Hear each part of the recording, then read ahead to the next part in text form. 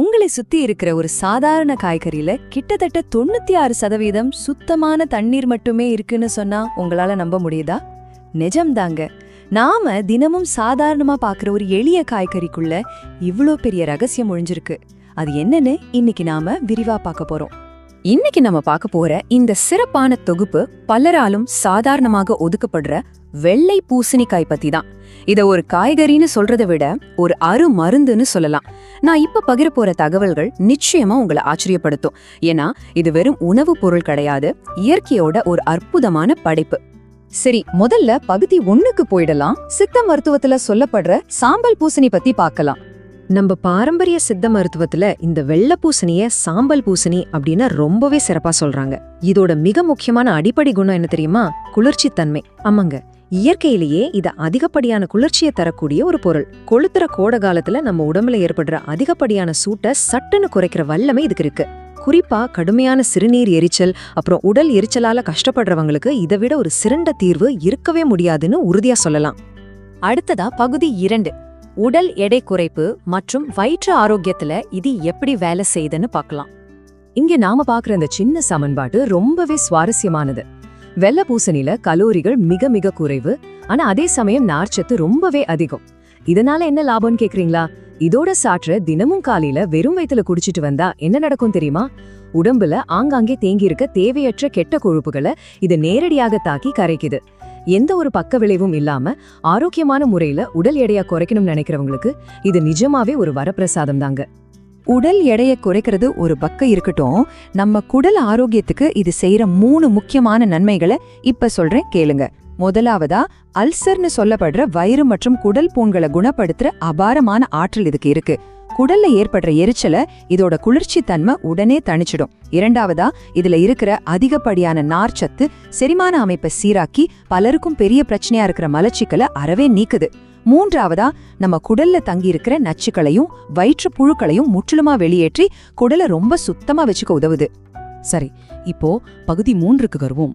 நம்ம உடம்போட முக்கிய உறுப்புகளான நரம்புகள், நுரையீரல் அப்புறம் சிறுநீரகத்தை இது எப்படி குணமாக்குதுன்னு பார்க்கலாம். நம்ம உடம்போட ஒவ்வொரு முக்கிய உறுப்புக்கும் இது எப்படி உதவுதுன்னு இந்த அட்டவணையில பார்க்கலாம். முதல்ல நுரையீரல். நாள்பட்ட சளி தொந்தரவு இருக்கிறவங்களுக்கும் ஆஸ்துமா நோயாளிகளுக்கும் நுரையீரல்ல படிஞ்சிருக்க கடினமான சளிய வெளியேற்ற இது ரொம்பவே சிறப்பான பலனை தருது. அடுத்தது நரம்பு மண்டலம். இது மூளைய ரொம்ப அமைதிப்படுத்துது. அதனால தூக்கமின்மை, மன அழுத்தம், ஏன் வலிப்பு நோய் உள்ளவங்களுக்கு கூட இது ஒரு சூப்பரான இயற்கை மருந்து. மூணாவதா சிறுநீரகம். சிறுநீரகத்துல உருவாகிற கற்களை கரைக்கிறதுக்கும் சிறுநீரை பெருக்கி நச்சுக்களை வெளியேற்றவும் இது உதவுது. கடைசியா இரத்தம். மூக்குலேந்து இரத்தம் வடியுறது இல்லனா உள் உறுப்புகள்ல ஏற்படுற இரத்த கசிவை, அதாவது இன்டர்னல் ப்ளீடிங்கை கட்டுப்படுத்துற அபாரமான ஆற்றலும் இதுக்கு இருக்கு. ஒரு காய்கறிக்குள்ள இவ்ளோ விஷயங்களான ஆச்சரியமா இருக்குல்ல.